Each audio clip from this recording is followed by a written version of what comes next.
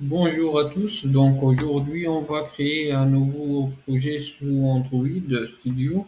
Voilà, donc on va commencer par choisir l'écran. On va commencer par créer un empty activity, une application avec un écran empty activity, c'est-à-dire un écran vide, une activité vide. Voilà. Donc ici, on va mettre le nom de l'application. On peut nommer Hello World, par exemple. Hello World. Voici ici on trouve le nom de l'application, ici le nom du package de l'application, ici la localisation du projet, le dossier, voilà. Et ici on peut choisir soit Java, soit Kotlin. On va donc commencer par Java. Et ici on doit choisir minimum SDK, c'est-à-dire le minimum SDK, la version d'Android minimum qui fonctionne sur cette application. Voilà. Donc après, on a choisi tous ces quatre. On va cliquer sur Finish, c'est-à-dire terminer. Voilà. Donc voilà. On trouve ici le projet vient de créer.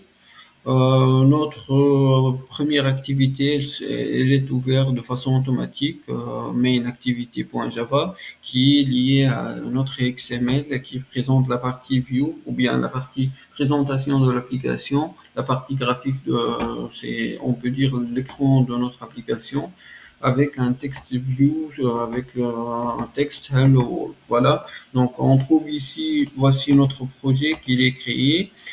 Ici, on trouve le fichier manifeste. En fait, dans le fichier manifeste, on peut ajouter ici la partie s'il y a des permissions à ajouter. Ici, on a l'application avec le thème qu'on va utiliser, l'icône qu'on va utiliser, le label, c'est Hello World, voilà, le target API. Ici, on trouve une seule activité sous le nom de main activity. Ici, on doit ajouter une tag filtre main launcher, c'est-à-dire c'est pour lancer, lorsqu'on lance l'application, c'est la première activité qu'elle va être lancée. Voilà, donc on passe après vers la partie Java. Voici le nom de package, com.exercice.hello world. On trouve notre première activité, c'est main activity, extended app compact activity. On a le méthode par défaut, elle est créée, c'est on create, et on appelle avec le set content view, en paramètre, on appelle l'ID du layout qu'on va utiliser, voilà. Donc, on trouve le text view ici, hello world, voilà. Et après, donc, voilà, c'est pour la partie Java. Pour la partie ressources, on trouve le drawable qui, en haut, on trouve les icônes. La partie layout où on trouve, comme on a dit, la partie graphique de l'écran. Le midmap pour ajouter les icônes le logo de l'application. Le values, on trouve le color. Voilà, on a le fichier color.xml pour trouver les différents codes couleurs qu'on va utiliser dans l'application. Et après, on passe vers le string XML où on trouve on peut dire les textes qu'on va mettre dans l'application, le texte qui s'affiche dans la partie XML. Donc, il suffit, par exemple, ici, on peut, au lieu de créer texte, on peut appeler par string slash app name. Et après, donc, elle va changer, voilà, donc, hello.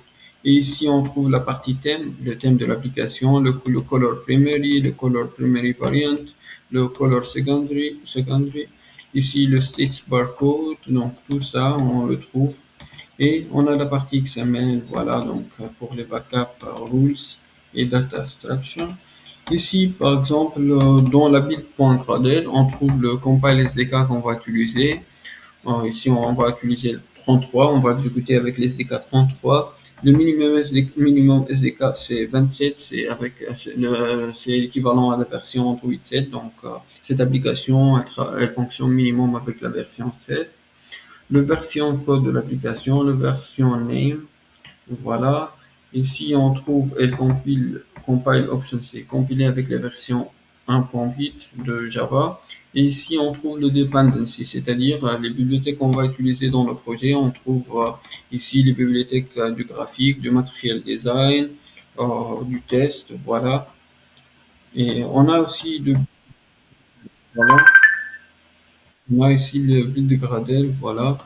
On a la version 7.4.0 pour Android Library, voilà, donc c'est tout ça.